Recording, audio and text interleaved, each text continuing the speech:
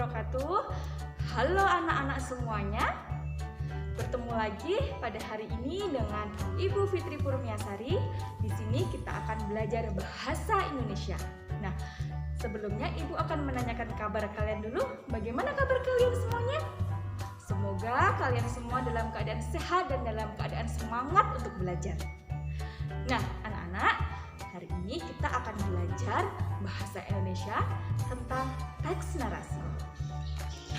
Kompetensi dasar dari materi yang akan kita pelajari pada hari ini yaitu mengidentifikasi unsur-unsur teks narasi atau cerita imajinasi yang dibaca dan didengar.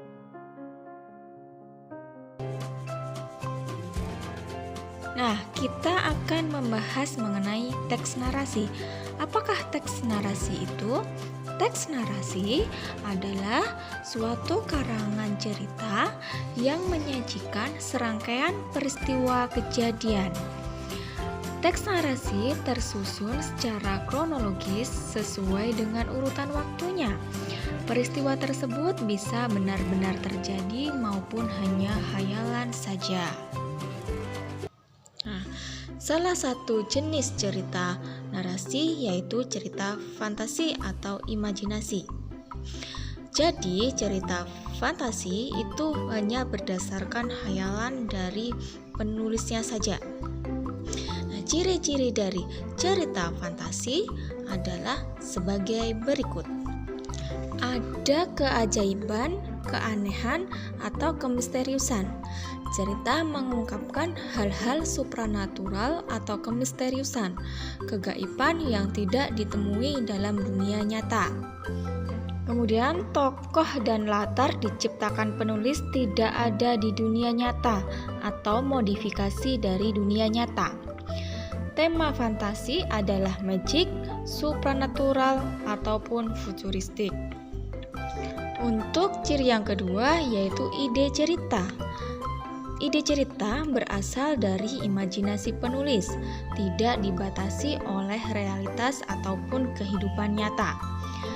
Ide cerita terkadang bersifat sederhana, tetapi mampu menitipkan pesan yang menarik. Yang ketiga, menggunakan berbagai latar lintas ruang dan waktu. Peristiwa yang dialami tokoh terjadi pada dua latar, yaitu latar yang masih ada dalam kehidupan sehari-hari dan latar yang tidak ada dalam kehidupan sehari-hari. Selanjutnya adalah tokoh unik yang memiliki kesaktian. Tokoh dalam fantasi memiliki fakta yang unik yang tidak ada dalam kehidupan sehari-hari. Tokoh memiliki kesaktian tertentu. Tokoh mengalami peristiwa misterius yang tidak terjadi pada kehidupan sehari-hari, mengalami kejadian dalam berbagai latar dan waktu. Tokoh dapat ada pada setting waktu dan tempat yang berbeda zaman, bisa waktu lampau atau waktu yang akan datang atau futuristik. Yang kelima, cirinya yaitu bersifat fiktif. Jadi, cerita fantasi bukan merupakan kejadian nyata.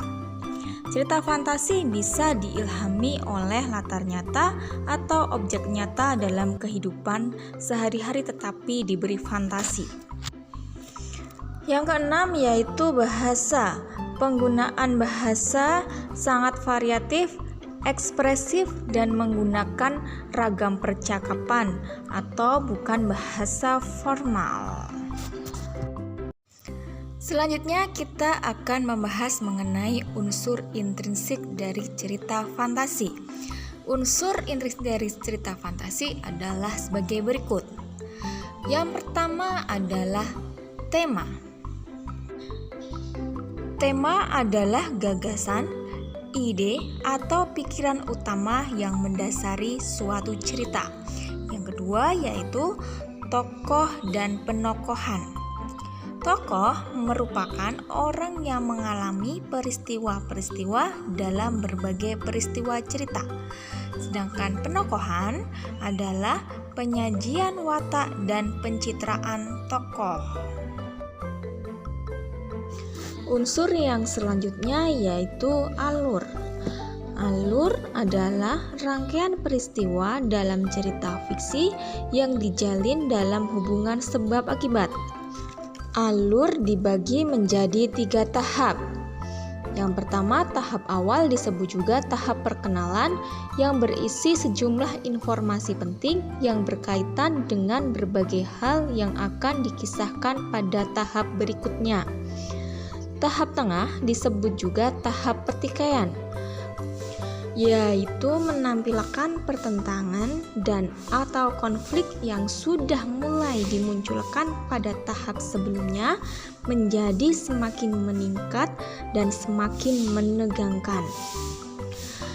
Kemudian tahap akhir atau dapat juga disebut dengan tahap pelarayan, yaitu menampilkan adegan tertentu sebagai akibat dari klimaks. Kemudian unsur intrinsik yang keempat yaitu latar.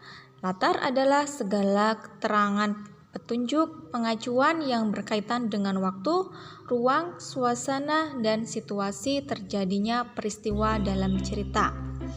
Yang kelima yaitu sudut pandang. Sudut pandang atau point of view yaitu posisi pengarang dalam membawakan cerita. Posisi pengarang ini terdiri dari 2 macam. Yang pertama, sudut pandang orang pertama berperan langsung sebagai tokoh yang terlihat dalam cerita yang bersangkutan. Contohnya, aku, kami, seperti itu. Sudut pandang orang ketiga hanya sebagai pihak ketiga yang berperan sebagai pengamat. Contohnya yaitu dia, ia, mereka, atau nama tokoh. Unsur intrinsik yang keenam yaitu amanat. Amanat adalah pesan atau ajaran moral yang ingin disampaikan oleh pengarang melalui karyanya. Selain unsur intrinsik yang telah kita pelajari, terdapat juga unsur ekstrinsik dari sebuah cerita fantasi. Unsur ekstrinsik adalah segala faktor luar yang melatar belakangi penciptaan sebuah karya sastra. Unsur ekstrinsik dari cerita fantasi adalah sebagai berikut: tradisi dan nilai-nilai, struktur kehidupan sosial, keyakinan dan pandangan hidup, suasana politik, lingkungan hidup, dan agama yang dianut oleh pengarangnya. Oke anak-anak, sekian untuk pelajaran cerita fantasi pada hari ini. Ibu berharap kalian tetap belajar, tetap jaga kesehatan, selalu semangat, jangan pernah lupa untuk berdoa. Ingat untuk selalu patuhi protokol kesehatan. Sekian dari Ibu, wassalamualaikum warahmatullahi wabarakatuh.